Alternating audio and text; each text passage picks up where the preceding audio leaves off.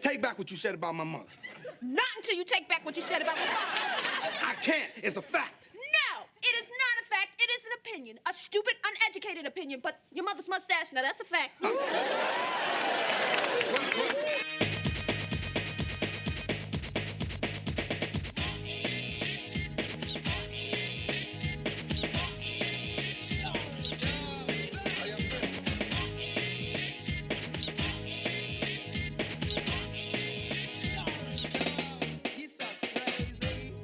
What up, what up, what up?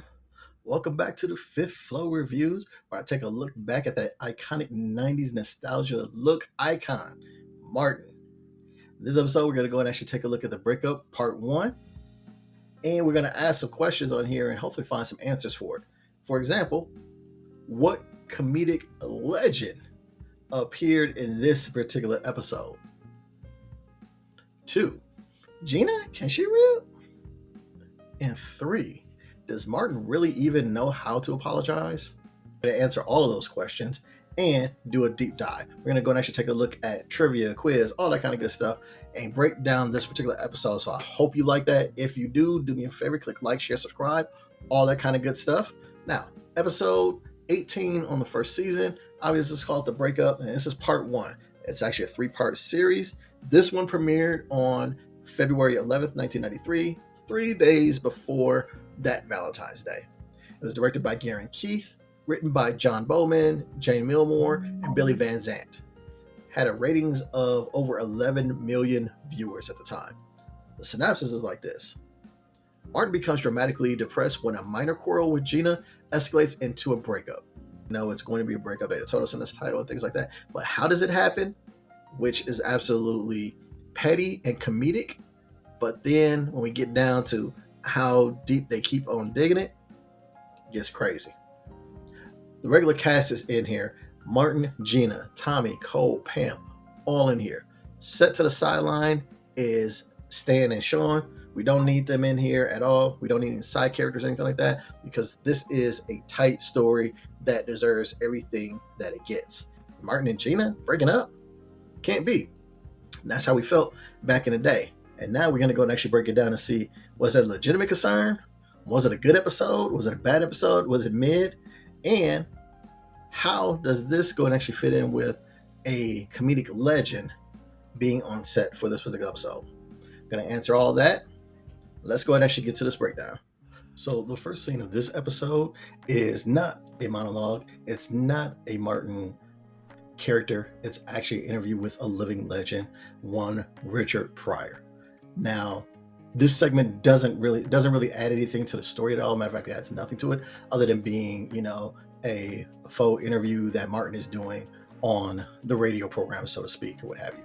But this is really just an opportunity for Martin Lawrence as himself to pay tribute to one of the legends in the comedy game. And obviously this is in front of a studio audience. And so that audience got to go and actually see Richard Pryor, most of them probably live for the first time.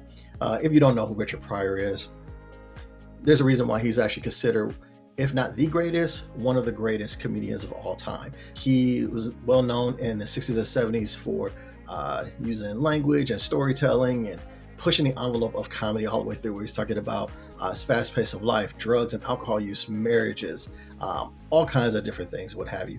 And he really got that notoriety from his stand-up comedy, and then went on to star in several movies like Brewster's Millions or Harlem Nights, Superman 3, The Toy. There are just so many different things that Richard Pryor was a brilliant comedian, and this is Martin paying homage to him. At this time, Richard Pryor had an illness. I can't remember exactly what it was that he actually was dealing with or whatever, but he had diminished mental capacity or what have you. And obviously this interview took place in 93. Richard Pryor unfortunately passed away in 2005, but he still had enough about him to come on this show and kind of give that. I'll play a couple of clips here that you can kind of. The first thing you got to do is you got to remember that you're ageless. Don't matter how old or how young, it don't matter because you ain't in that group. Thank you very much. Love you, Martin. Thank you, man. Yeah, and you owe me $50, right? But really, Richard Pryor was kind of just giving a service to someone who's actually recognizing him as a great comedian and whatnot. So this was a memorable scene, had nothing to do with the rest of the story, but I think any of us that saw this at the time just really appreciated it for what it was. R.I.P. Richard Pryor. Let's take a look and see how the story goes in this particular episode. So this next scene is set up in Martin's apartment, and it is clearly on Valentine's Day. And they've kind of said, you know, Martin and Gina have actually had a dinner, they have wine together. And the synopsis is basically they are giving gifts to each other. They're both excited about it. They both kind of present some disappointment to each other about the gifts, but they kind of put on a facade for each other as far as the gifts that they gave. And ultimately, they end this scene as kind of patching over what their disappointments in each other of kind of like not knowing each other and not really kind of understanding what the other one would actually like to receive. And so the end of the scene just kind of sets up of like, yeah, you know, it could be nothing, it could be something, and that's how it ends. Some of the highlights on this one is just the fact that you have Martin talking about he hinted to Gina about going and actually doing a trip to the Bahamas, and then he pulls out an envelope, and then it turns out to be tickets to Chicago. Okay, bam. All right, you're right. Now, girl, look here. You remember when we rapped about going to the Bahamas for the weekend? Hell no, I didn't. So he set her up for disappointment. From Gina's perspective, she tells Martin to close his eyes. He's thinking it's about to be a TV. She unveils, you know, the infamous statue of a butt. Just be quiet and keep your eyes closed, okay? Come on, man. All right? You get the satellite too, baby. Okay. Shh. Ready? Mm-hmm. Okay. Open your eyes. Splat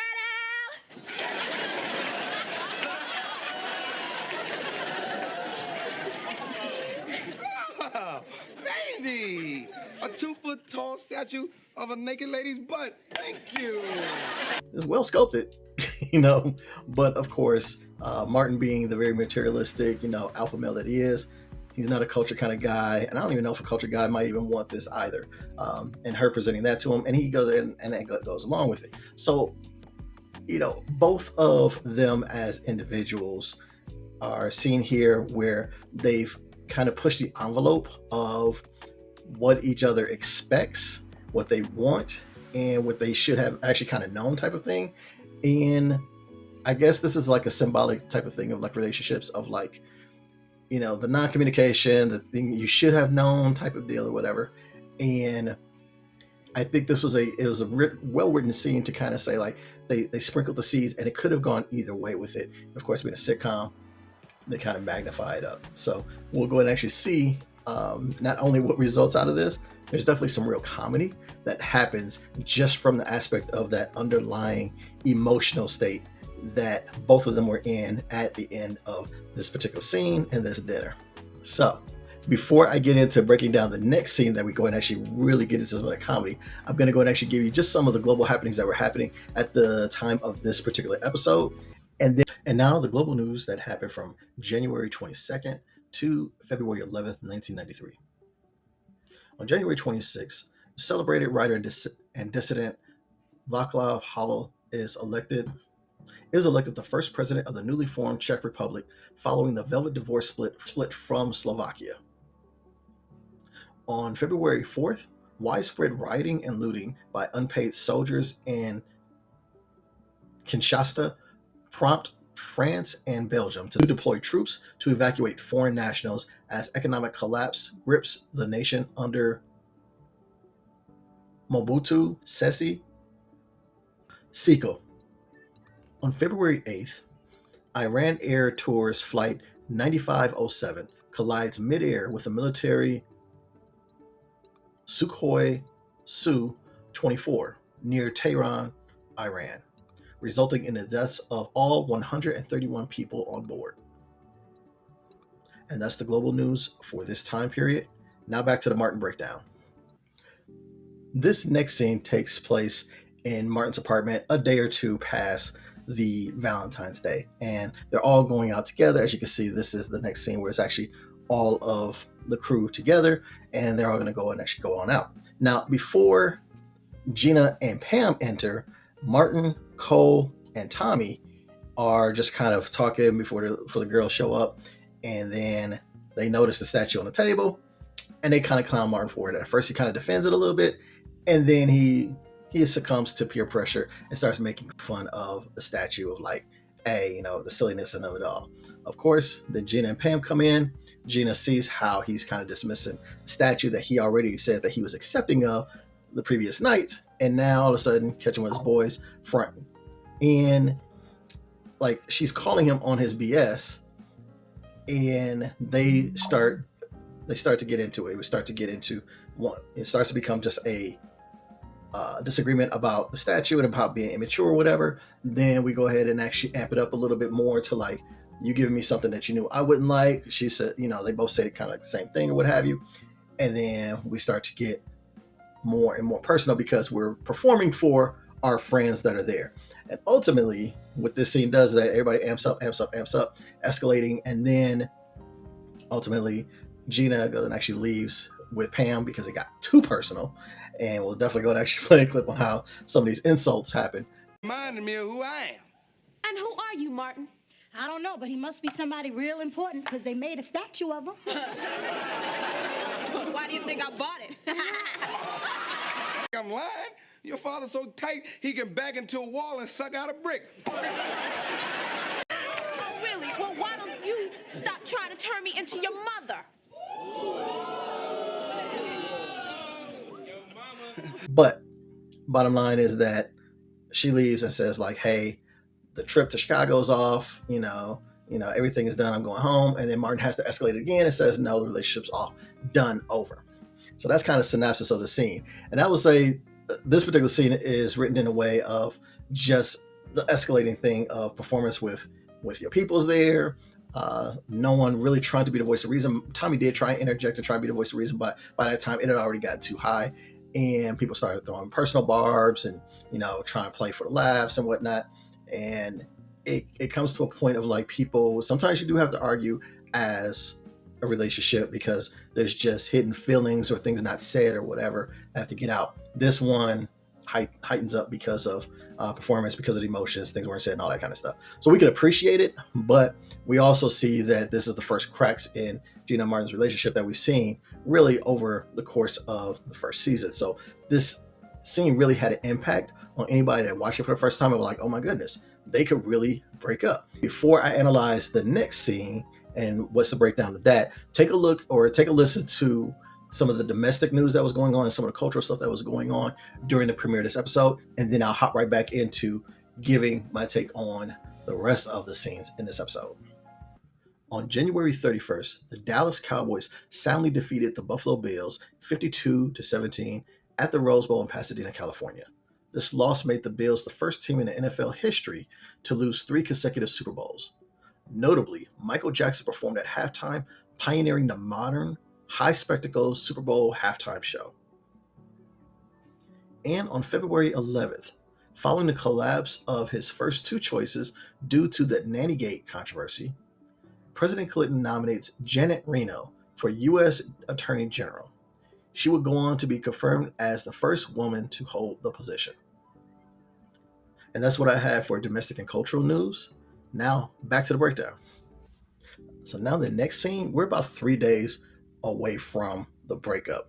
And here we go and actually see that Martin is going through it. He has been crying, going through Gina's things. He's actually going through things in a box or whatever and making some funny comments and nicks and this and that and stuff like that. Behind that little pretty smile, Gina, that little pretty, beautiful smile of yours, what's going on behind that twisted, sick mind? That the man next to you, my mother got a mustache. Well, who got the mustache now? Who got the mustache now? You got a beard too. And just lamenting of what happened, kind of putting the blame on her, kind of putting the blame on himself, feeling sorry for himself. Obviously, Tommy and Cole, they've actually been worried about him. They go and actually get him to open up the door to let them in. And this is where we go and actually get, how guys go to try and calm things down or what have you. And what's interesting about it is that in this one, you have Tommy as probably the most pragmatic of the group. And he's trying to let Martin know that, Gina probably feels just as bad as you. Go talk to her, apologize, whatever. And Martin's bravado, as sad as he is, he doesn't want to give up that aspect of it. He doesn't want to look like the punk. He doesn't want, I can maintain without her and things of this nature.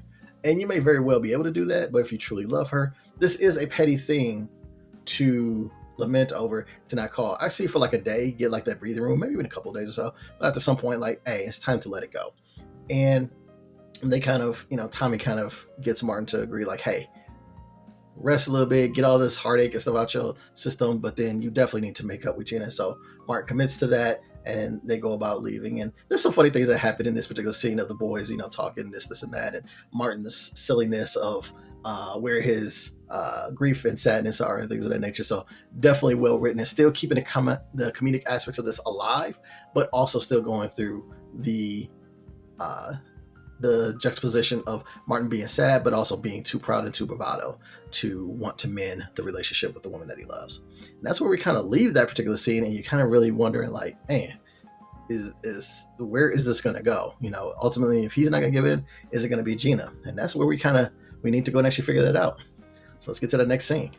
Next scene that we have, it appears to be is the same day that the boys went over and actually tried to talk to Martin. We see Gina is been at home stress cleaning.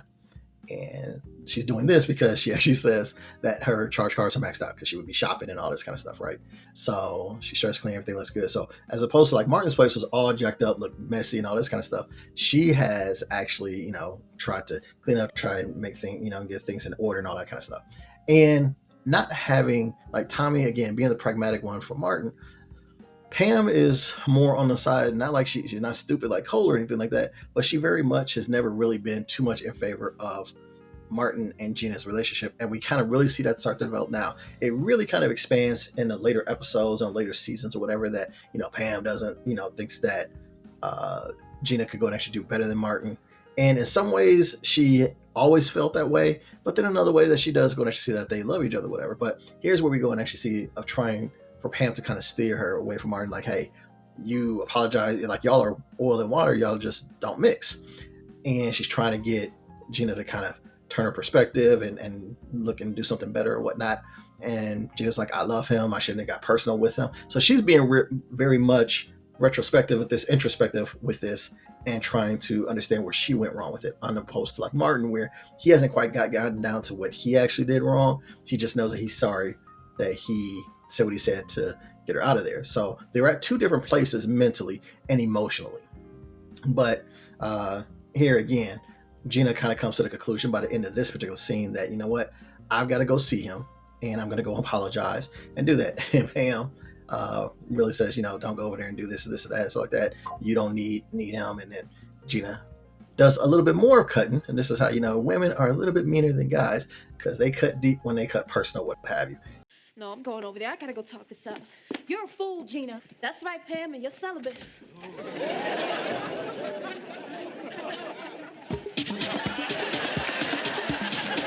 And she goes and actually cuts down Pam a little bit before she heads on out. But she does head on out to make up with Martin. So before we go and actually break down the last scene, I do want to give you the top music and the top movies that were going on during the premiere of this particular episode, so you can get a flavor of what was going on. Stay tuned for that, and then we'll break down the last scene. Your top 5 Billboard music countdown for February 11th, 1993. Number 5, Saving Forever for You by Shanice. Number 4 and 7 by Prince and the New Power Generation. Number 3, In the Still of the Night by Boyz II Men. Number 2, A Whole New World, Aladdin's Theme by Peebo Bryson and Regina Belle. And holding steady at number 1, I Will Always Love You by Whitney Houston. And these are your top music selections, and now the top movies during this same period. Coming in at number 5, A Few Good Men, starring Tom Cruise and Jack Nicholson in their 9th week. Number 4, The Vanishing, starring Kiefer Sutherland and Jeff Bridges in its opening week. Number 3, Aladdin, starring the voice of Robin Williams in its 12th week. Number 2, Summersby, starring Richard Gere and Jodie Foster in its opening week. And number 1 at the box office, National Lampoon's Loaded Weapon, starring Emilio Estevez and Samuel L. Jackson in its opening week. Those are your music and movie top fives during this time. And now for that last Martin breakdown scene. This being the last scene of this particular episode, we see us at night, that same day that both of them have kind of positioned themselves that they need to go and actually make up. And Martin is actually singing, a song, Have You Seen Her by the Shy Lights? And absolutely a perfect song. Going actually saying when you break up and all that kind of good stuff. Great song. But as Gina goes and actually comes on in, and Martin's still trying to put on a brave face for the house is a little messed up or whatever. Gina's kind of taking notice of that, like, you haven't left, you're sitting here depressed, whatever. Martin's like, nah, I've been good, whatnot.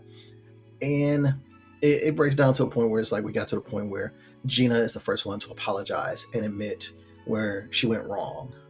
And then Martin comes back and apologizes. And you can see even in their apologies, Gina's the more mature of kind of really understanding why she's apologizing and really feeling sorry for that. And Martin is more of apologizing for the situation where they kind of delve into. So there's two different types of things here. I mean, they're both sorry, but you can kind of see we still have some non-resolution that's not quite happening here, not meeting the minds. But if you apologize, you're sorry, we can go and actually move on. So as the apology is done and they both understand that it was kind of like over, the statue was kind of like at the crux of it. It's kind of like the breaking point or what have you. That's what the guys are making of and, all that kind of good stuff. Gina asked for where the statue is. And in that earlier scene where Martin was going through Gina's things and making comments or whatever, we're going to actually see that the statue was in the box and he broke the statue. Obviously, he did it out of anger, out of passion, rage, whatever the case may be. And Gina sees this as like a kind of a breaking point, like, in a 3-day period, you've kind of done all this stuff with my stuff and just kind of lashed out. And now we start to really peel away all the surface things and they're really getting into their emotions of how different they are, the different perspective that they have, knowing what the other one would like or would not like. And why does the other one feel that they have to apologize for being themselves? And You know nothing about art, Martin. Yeah, well, I know that butt looks better in a box than it does on my coffee table, Gina. But I gave it to you. Yeah, but you knew I wouldn't like it. Yeah, but you should have liked it, Martin. You need to grow up. Oh, why do I need to grow up, Gina? Just because I like to hang out with my partners instead of going to some bougie museum? Huh? Just because I like to have fun around my place and put a damn smile on your face? No, because you're not in 3rd grade anymore. You're in a relationship. And if you keep making fun of everything about me that you don't understand, then I don't know how we're going to go on. You know what? I'm sorry, Gina. I'm sorry, all right? But most things you like are whack. Damn it, Martin, you're doing it again. I can't help it. You're too damn bougie, Do Gina. not talk to me like Don't that. talk to me like You know what? that. You need to check yourself. Check yourself, Gina. I ain't trying to hear it. I don't want to hear it. Shut up. just a discussion that probably had been simmering underneath their relationship for the entire time that they've been together. At this point, I think they have been together for a little over a year, right? Because in the second episode of the season, they had been together for their 1 year anniversary of, using the L word and all that kind of stuff, right? So they're a little over a year. So the honeymoon period is over. They're now really kind of diving into seeing each other in different situations or whatever. And now things are getting real, things are getting personal. And they're seeing that maybe the differences are just too much to bridge the gap. And when you get to that particular point of two people that have been kind of ignoring their differences and not really kind of mending or meshing or anything like that, they just been kind of avoiding it or whatever, this is where you can expect to hit. And that's where they've done, where at the end of this particular episode, Gina comes to the realization that maybe we're just too different, maybe we should be together. And Martin reluctantly agrees that might be the case. And as she walks out and leaves the keys, and Martin's alone, no funny quips or anything like that, and nothing coming back, just pure sadness, and we don't know where it's going. And that's where we end part 1 of the breakup. There is a post-credit scene where instead of us seeing like bloopers of how the episode is shot or anything like that, we actually see flashbacks to other videos and pictures of the previous episodes that have already aired in season 1 of Martin and Gina together, happy, intimate, just enjoying life, enjoying his company, whatever. And, a song playing over it where we're just kind of wondering, the good times, and if we're headed to a totally different type of show after this. And that's where this particular episode ends. So what do I think about it? This is a well-written show in regards to Martin and Gina's relationship. obviously we spent the time to make sure that we got the full cause of why it happened, the possibility of making up. It could have gone down one path or another. We see the emotions come out, the differences that they had with each other, the tension that was kind of boiling underneath the surface. We got the friends egging them on and stuff like that. Whole lot of comedy that kind of derives from that. The makeup of like, okay, spending some time apart, trying to understand yourself and where things went wrong, try and reconcile, and still can't quite make it work. And let's just be real about it. Some relationships are, either it's a blessing or a lesson. That's what people always tell you about anybody that comes in and out of your life. And it's like that even with your romantic partners or what have you. Sometimes you get in there with a romantic partner and it's a great time. And then you just like grow apart, personality, especially when you're young, personalities, interests, goals change or what have you. It grows apart. It's like nobody's fault. There's other times where there's a whole lot of differences or some type of inciting event that kind of makes things like, no, we cannot be together. And then the thing that I think really is more difficult to happen is where there's no particular inciting event. There is not even necessarily a whole bunch of differences, even though there's people that are like introverts and extroverts, and people that are very stoic, other people that are very extrovert and go out and do a whole bunch of different things. Polar opposites can totally be attracted and totally make it work or what have you. But the way that they communicate, express themselves, the way that they talk about the different things, the differences, what have you, the compromises that they make or don't make or whatever, those are the key aspects to seeing if a relationship's going to work. And that kind of measures out of whether it's going to be a toxic relationship or if it's going to be a healthy one. And so ultimately, this particular episode really kind of dove into that for Martin and Gina, because let's be real, they're two total opposites. Yeah, Gina can get she understands ratchet and code switching and things like that, but ultimately she's kind of more educated, sophisticated. She wants to find the things in life, what have you. Martin is street smart, street wise. Alpha dude, do whatever he can to protect this woman and do for her and make sure that she is taken care of or what have you. But he's also chauvinistic. He is very impulsive and passionate in what he's going to actually do. And he hasn't yet quite found his goal in life, but he knows that, he wants Gina. And within those types of atmosphere, we don't know where they're ultimately going to end up. And I think this episode really puts a lot of doubt into, especially at this point in time, we don't know what the future holds for Martin and Gina. So they really put the doubt on there. And you'll actually see in the second episode where we really, really had the doubt on, will they go and actually make it or whatever. So I think this is a good episode. As far as the writing was very good. There's enough humor in here as far as the jokes that they make, the comebacks that they get at each other, and seeing how they deal with the grief and all that kind of stuff, that there's enough humor to grab you and hold you from the humor aspect of it, but then also to really be real about the relationship and whatnot. So I like this is a top tier episode for this particular season. They came at the right time, and it was very good. So it's not really much else I could go and you kind of really get a feel for what this relationship really meant to a lot of young people back in the day. As I think a lot of people think that this relationship was toxic. I don't think it was toxic. I think it was two people that really felt that they loved each other, but they were very different.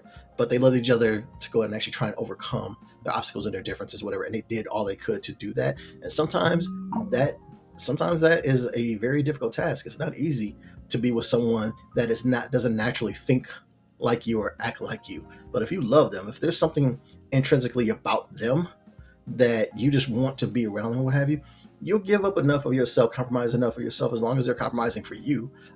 You talk to them, as long as they're willing to talk to you and do these types of things, you can work at it to make things work. And I think this episode does that. So top flight episode, and that's my breakdown of it. Tell me below what you think about this particular episode. Did you like it? Did you not like it? Did you think it was, too soon for them to break up? I can see some people saying that. As I said, some people think that maybe they shouldn't have, it shouldn't happen at all. They should have never been up together, whatever. Let me know down below. But until the next time, I holler at you. You know what's got to happen. I can't help it. It's a Martin breakdown, so this is how it's got to end. I've been waiting to say this all year, and I'm going to say it. And this is a good time. Get the stepping. Don't you feel tough? Yeah. Don't you feel strong? Yeah. Don't you feel like going home? Sure. Then get the hell out of my apartment and take Back up a taste? No, just a taste. Just give me some room. Okay, the door's gonna slam about now.